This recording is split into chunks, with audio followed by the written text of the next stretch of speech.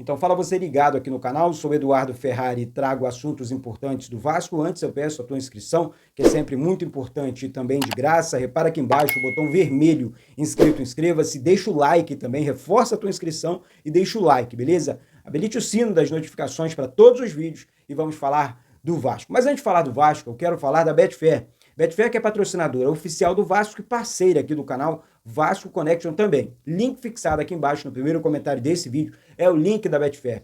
Clica uma vez o link, faça a tua inscrição lá na Betfair. É tudo prático, fácil, rápido. Ajudando a Betfair, você vai estar ajudando o nosso querido e amado Clube de Regatas Vasco da Gama também. E assim, gente, toda ajuda para o Vasco agora é bem-vinda, beleza? Repetindo e reforçando aqui, link fixado no primeiro comentário desse vídeo. Jogos para maiores de 18 anos, beleza? Bom, gente, muitos assuntos envolvendo o Vasco, a questão novo treinador do Vasco, isso realmente chamando a atenção. A verdade dos fatos é que, nesse momento, quem está no comando da equipe, do time do Vasco, é o Felipe. O Felipe vem treinando esse Vasco para enfrentar a equipe do Atlético Goianiense em São Januário, sábado, 9h30 da noite. Que horáriozinho, hein, CBF? Vasco e Atlético Goianiense em pleno sábado à noite, um jogo para 7 horas, 8 horas, não, 9h30 da noite, jogo muito tarde, né, pra galera que vai no jogo, pra galera que vai assistir em casa, enfim. É isso, gente. Jogo sábado, 9h30 da noite, contra a equipe do Atlético Goianiense aqui em São Januário. Bom, o Felipe vem treinando a equipe, vai fazer muitas alterações na equipe, então espere um Vasco diferente contra a equipe do Atlético Goianiense em São Januário. O Vasco precisa pontuar. O Vasco, gente, está a 4 pontos só, tá? A 4 pontos só do sétimo colocado, que é o Cruzeiro, Eduardo, o que significa isso? O Vasco na sétima colocação hoje estaria classificado, por exemplo, para uma vaga na pré-Libertadores. E o Vasco, teoricamente, tem os adversários mais fáceis, porque o Vasco vai enfrentar duas equipes já rebaixadas no Campeonato Brasileiro, o Atlético Goianiense sábado e o Cuiabá na última rodada. Os dois já estão rebaixados. O mais difícil aí desses 3 últimos jogos é óbvio que é o Atlético Mineiro, que o Vasco vai enfrentar depois do Atlético Goianiense. Então, o Felipe está mexendo bastante na equipe, vem fazendo alguns testes, principalmente na zaga do Vasco, vem mexendo bastante. O Luiz Gustavo vem treinando na equipe titular, chamando a atenção da galera, né? O Leandrinho também vem se destacando bastante na ponta esquerda, o Emerson Rodrigues no time reserva e o Leandrinho na equipe titular, então pode ser uma grande novidade.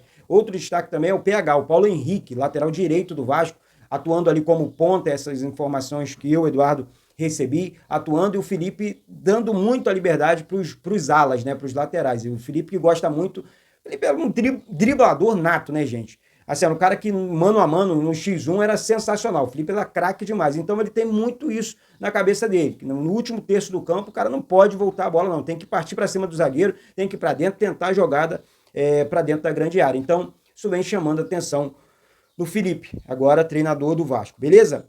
Saindo desse assunto e entrando no assunto Isidro Pita, tá, gente? É um atacante que eu falei ontem aqui, que eu gostaria sim no Vasco. Acho que é um atacante que de 25 anos só, tem mercado lá fora, jogou junto com o Daverson, né, lá no Cuiabá. É um jogador muito bom, é um atacante que sabe fazer gols, é um atacante que tem excelente jogada aérea também, acho que ele tem mais velocidade que o Verratti. O Verratti é mais área.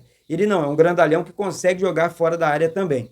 Só que a grande questão, acho que ele ajudaria muito o Vasco, tá? Quero muito seu comentário aqui embaixo sobre esse atacante, Isidro Pita.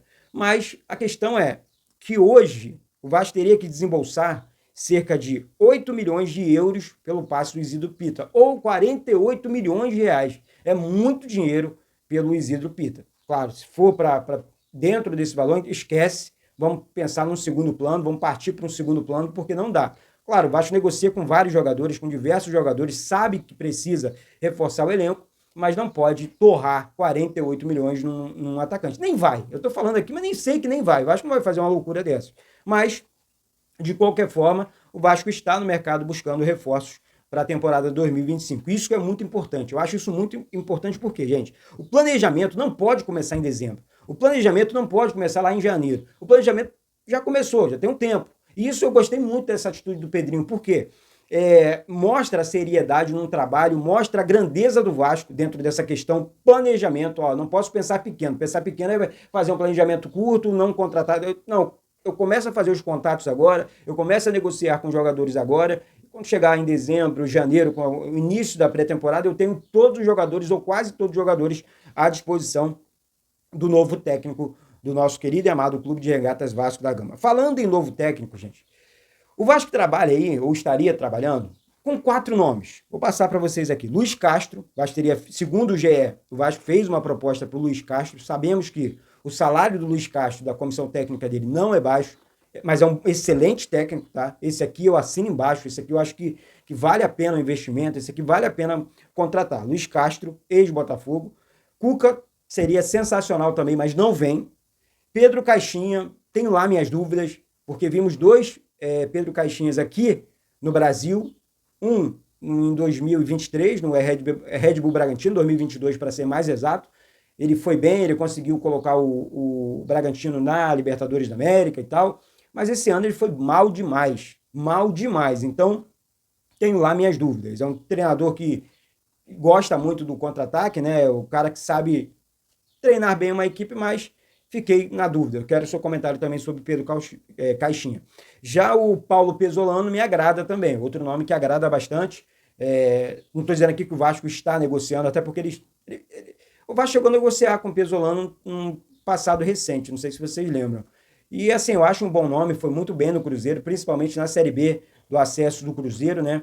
Mas é realmente aguardar aí a cena dos próximos capítulos. Reforçando aqui, o Vasco estaria negociando pelo menos com 4 nomes. Eu trouxe aqui 4 nomes que estão saindo na mídia aí, tá? Em negociação com o Vasco. Luiz Castro, Cuca, Pedro Caixinha e Paulo Pesolano. Diz aí o seu preferido para que a gente possa realmente trazer para vocês aqui. Gente, sobre o Galdames, tá? Essa questão envolvendo o Galdames, o Vasco não vai renovar, o Vasco não tem nem, assim, vontade de contar com o Galdames. O Galdames é um jogador que enganou todos nós, né? O Galdames, ele conseguiu ludibriar o torcedor do Vasco naquele jogo contra o Botafogo, que ele fez gol, que ele jogou bem e tal. Depois ele entrou em queda livre. Então, assim, um salário do Galdames hoje é 500, 600 mil reais por mês. É muita coisa. É muita coisa para um cara que não entrega nada. Alguns clubes aí do Chile estariam interessados no passe do Galdames, que hoje, na minha opinião, não serve mais. E, assim, na verdade, ele não serve há muito tempo, né? Ele falhou aí em jogos absurdos com a camisa do Vasco. Eu não sei o que os treinadores viam no Galdames, na verdade. Sinceramente, não joga nada, não vi nada diferente no Galdames. Depois daquele jogo, lá no primeiro jogo contra a equipe do Botafogo, que ele foi bem. Então o Vasco está tentando empurrar o Galdames para fora, dar um tchau para ele, pelo amor de Deus. E é isso, tá certo? E o Vasco, em contrapartida, você está vendo na capa aí, o Guilherme, atacante. Olha, o Vasco teria feito uma oferta pelo Guilherme, tá? Só voltando aqui, eu saí do assunto Isidro Pita e não voltei. O Vasco teria feito uma proposta pelo atacante Guilherme dos Santos, jogador de 29 anos, um jogador que agrada bastante, um jogador de velocidade, um jogador de habilidade, um jogador que o Vasco não tem. Literalmente um ponta esquerda. Consegue chegar no fundo, consegue fazer boas jogadas na linha de fundo, encontrar o parceiro, o atacante, o centroavante dentro da área. O Guilherme é muito bom jogador, agrada bastante.